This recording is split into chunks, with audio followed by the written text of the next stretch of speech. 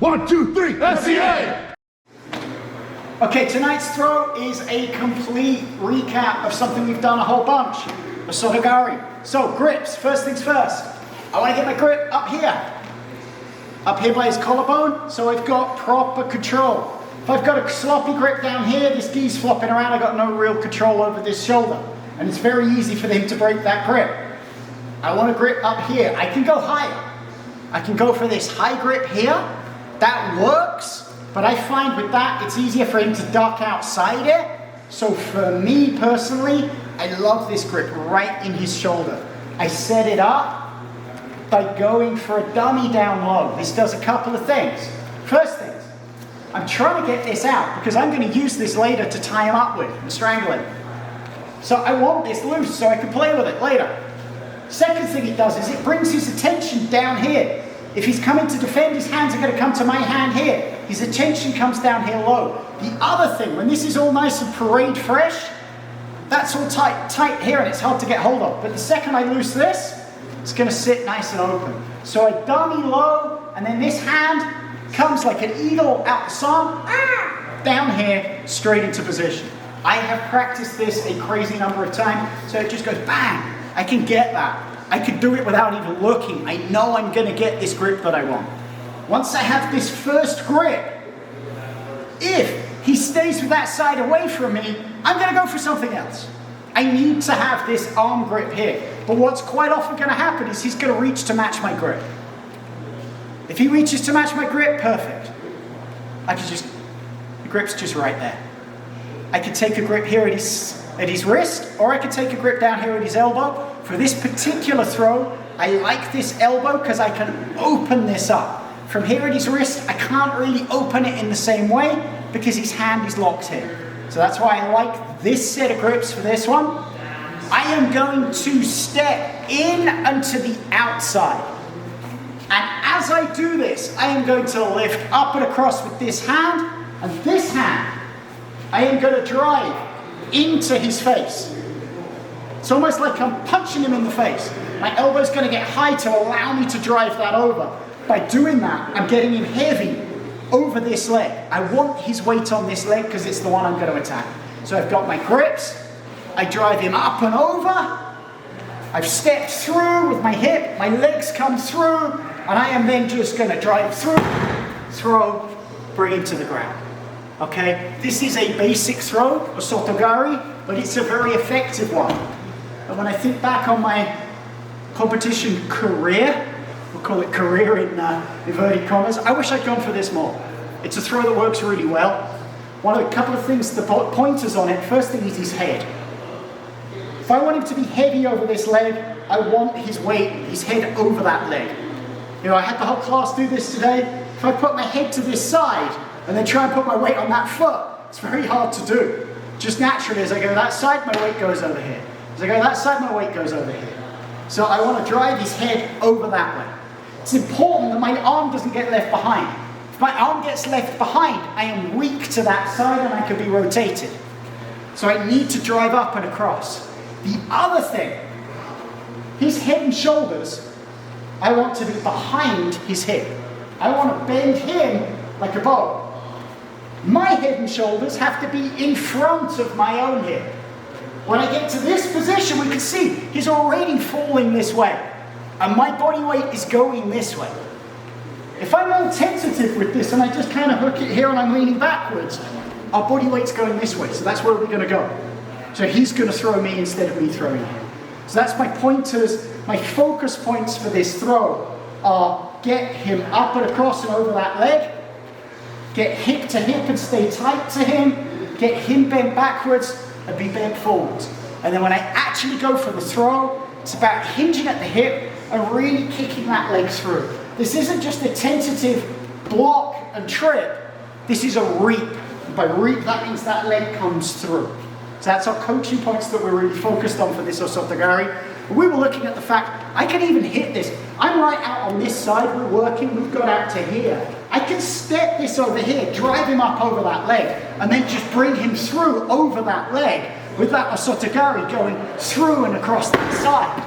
I can hit it from all the way out there on the side. It's not necessarily have to be just with this traditional setup. Anytime that we're in and we're engaged or we're working for stuff, if I can plant that leg and get my shoulders forward, I can make this throw work. On the ground, we'd be looking at footlocks. So the next one in our group is the figure 4 footlock. I'm going to use this setup here. So this happens, we're in half guard. He is locking down, so he's made a tight triangle on this leg, okay? He could be using this to stall the timeout, or he could be using this to get tight and get underneath. This works really nicely. I fought and fought and fought for this underhook, and he's won that battle and got tight. I can't get that back. I could whizzer him here and flatten him out, but there's nothing now stopping me going straight for that foot. So I'm leaning into him. I don't want him to knock me over backwards. I am just going to reach, and I'm going to go, little finger goes to pinky. My little finger, pinky, goes to his little pig that's on its way to market. And I'm going to grip like this on his foot. My other hand's going to come through. I'm going to make my figure 4, and I'm just going to turn this towards his butt and create the pressure. So I rotate that over with my wrist there, rotate that over. So I'm making a breaking plane across that there, and I bring his heel towards his butt, and that's what's going to create the pressure. The closer his heel comes to his butt, the tighter and easier this is going to come on.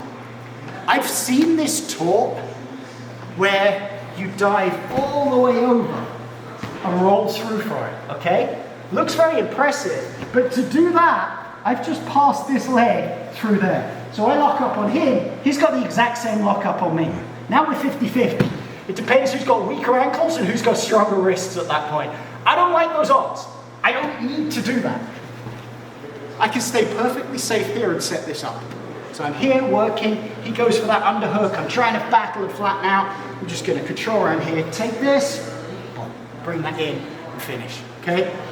So that's one of my setups.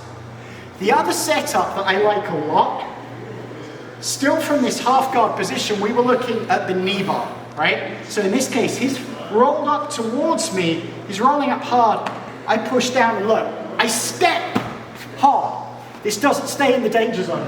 And I rotate here and I'm going for this knee bar here, but he uses this defense to protect us. We looked at the fact that I could pull this towards me to clear and go back to the knee bar.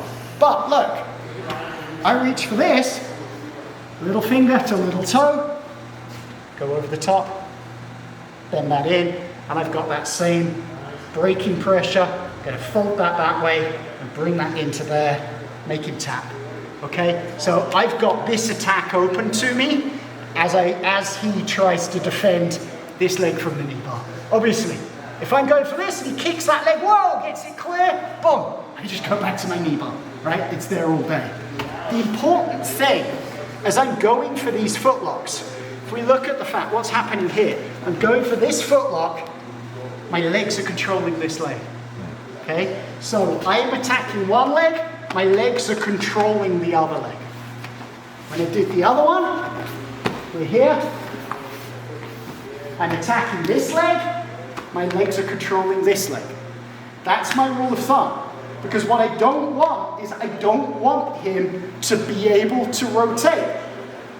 You know, in this scenario, where I step over and I go for this knee bar and he locks this up, I could attack this, right?